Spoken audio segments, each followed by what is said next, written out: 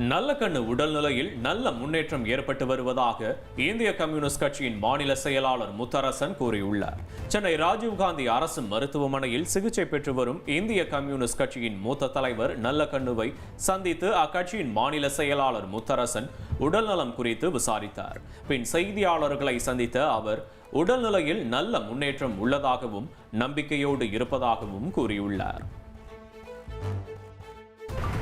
மருத்துவர்கள், குறிப்பாக மருத்துவக் கல்லூரியினுடைய முதல்வர் தலைமையிலான மருத்துவர்கள் தீவிரமான சிகிச்சை அளித்து வருகின்றார்கள். படிப்படியான நல்ல முன்னேற்றம் வருகிறது. நம்பிக்கையோடு இருக்கிறோம்.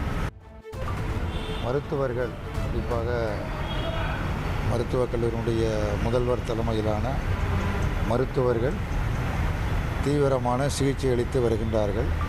படிப்படியான நல்ல முன்னேற்றம் வருகிறது. நம்பிக்கையோடு இருக்கிறோம்.